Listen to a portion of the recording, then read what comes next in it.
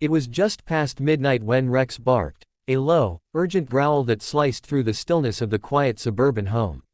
To most, it would have sounded like a dog being restless. But to Officer James Carter, it meant something was terribly wrong.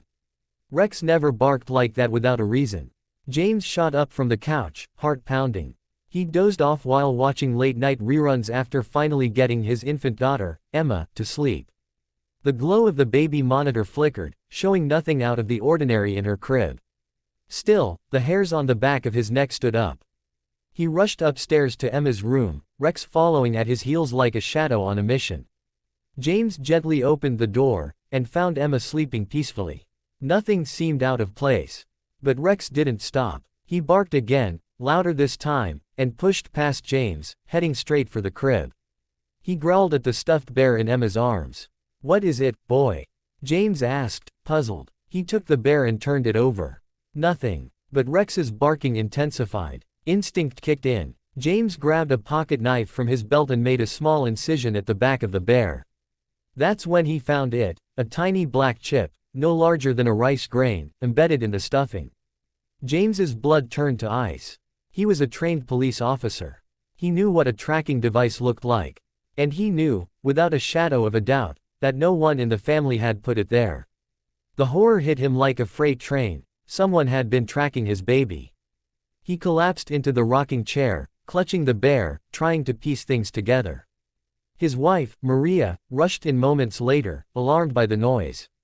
When James showed her the chip, she went pale. Who would do this to a baby? She whispered, holding Emma tighter. James didn't have an answer. But he knew they had to find out, and fast. Over the next few days, everything changed. James took a leave of absence from the police force. He converted their basement into a command center, reviewing surveillance footage, tracking package deliveries, and calling in every favor he had. Meanwhile, Rex never left Emma's side. They faced challenge after challenge. The police department dismissed it as a sick prank. The chip had no manufacturer code. The packaging for the bear traced back to a generic online vendor with a trail that went cold. Even the FBI cyber team couldn't pinpoint the source. Maria became increasingly anxious, struggling to sleep, refusing to let Emma out of her sight. James tried to stay strong, but the weight of protecting his family, combined with the mystery and the constant dead ends, nearly broke him.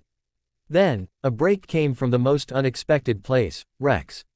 One night, around 3 a.m., Rex barked again, this time outside.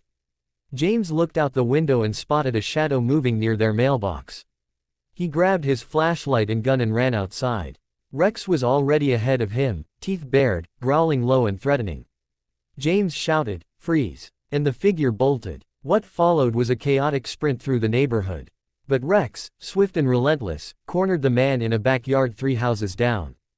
James tackled him to the ground and cuffed him. A quick call brought local patrol units to the scene.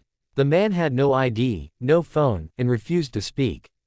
But in his jacket pocket, they found another identical chip, and a set of surveillance photos. One of them was of Emma in her crib.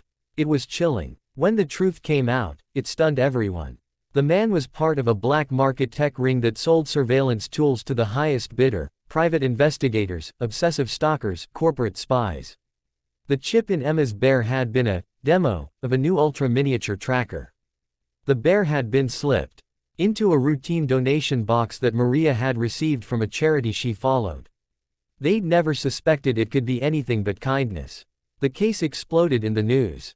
Baby tracked by secret chip, K9 Rex's bark saves the day, one headline read. People across the country were outraged.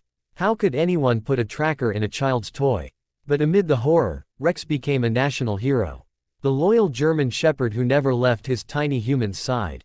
TV stations begged for interviews. Children sent him treats and letters.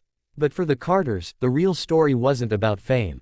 It was about survival, and the way a family had been saved by loyalty, instinct, and unconditional love. James returned to the force, this time in a special task unit targeting tech crimes. Maria started a nonprofit to help other families protect their children from digital threats. And Rex, he stayed right where he belonged, curled at the foot of Emma's crib, watching over her with steady eyes. The trauma lingered. Some nights, Maria would still wake up in a panic. James kept a bat near the door, just in case. But through it all, they reminded themselves, they had each other. They had Rex. And they had the strength that only comes from facing the darkest kind of fear, and refusing to let it win. Because sometimes, the heroes don't wear badges or capes. Sometimes, they walk on four legs and bark when no one else is listening. And that bark, that one bark, changed everything. The lesson: never ignore your instincts. Never underestimate loyalty. And always, always listen, because sometimes, a simple bark can be the voice of the bravest heart.